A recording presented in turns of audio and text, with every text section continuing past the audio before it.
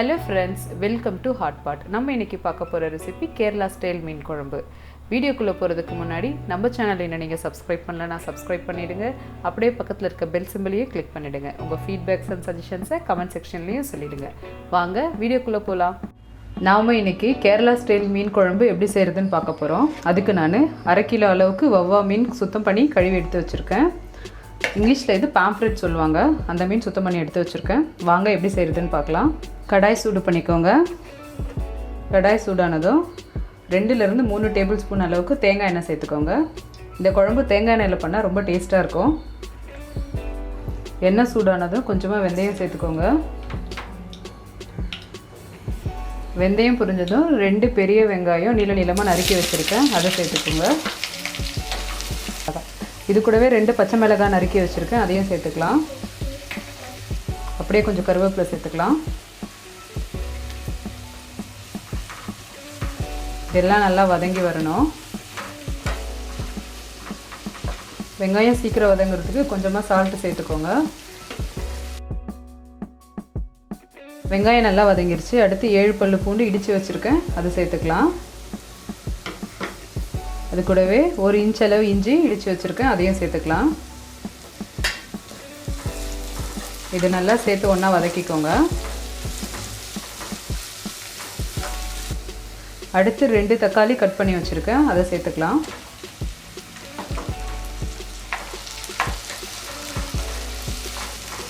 தக்காளி நல்லா குழஞ்சி வர வரைக்கும் நல்லா வதக்கிக்கோங்க.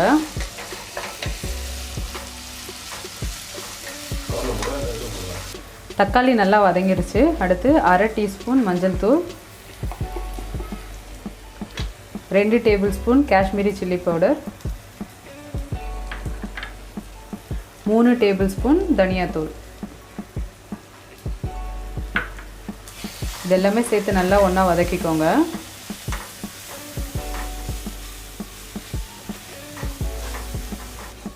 இதெல்லாமே சேர்த்து ஒன்றா மசாலாவுடைய பச்சை வாசம் போகிற வரை நல்லா வதக்கி எடுத்துக்கோங்க.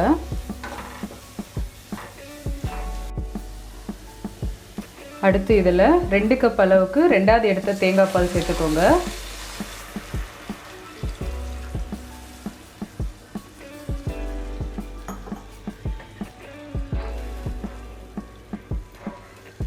அடுத்து ஒரு நெல்லிக்காய் அளவு புளி ஊற வச்சு கரைச்சி தண்ணி எடுத்து வச்சுருக்கேன், அந்த புளி தண்ணி இப்போ சேர்த்துக்கலாம்.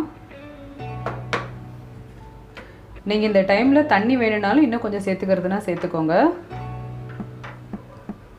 தேவையான உப்பு சேர்த்துக்கலாம். உப்பு சேர்க்கும் போது பார்த்து சேர்த்துக்கோங்க. ஏற்கனவே வெங்காயம் வதக்கிறதுக்கு கொஞ்சம் உப்பு சேர்த்துருக்கோம் நம்ம.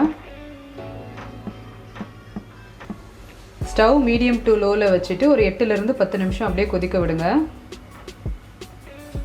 இப்போ குழம்பு நல்லா கொதிச்சிருச்சு. இந்த டைமில் நம்ம மீன் சேர்த்துக்கலாம்.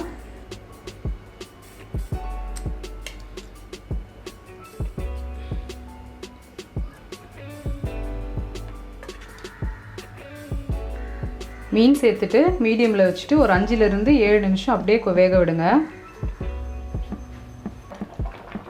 இப்போ மீன் நல்லா வெந்துருச்சு.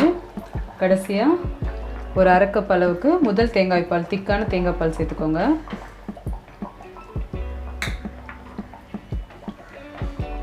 தேங்காய் பால் சேர்த்துட்டு ரொம்ப கிளறக்கூடாது, ஏன்னா மீன் உடஞ்சிரும், ஆல்ரெடி மீன் வெந்திருக்கிறதால.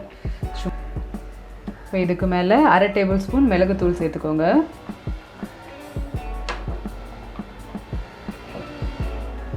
அடுத்து கொஞ்சமாக ஃப்ரெஷ்ஷான கருவேப்பிலை மேலே சேர்த்துக்கோங்க. அவ்வளோதாங்க, நம்மளுடைய மீன் குழம்பு ரெடி ஆயிடுச்சு.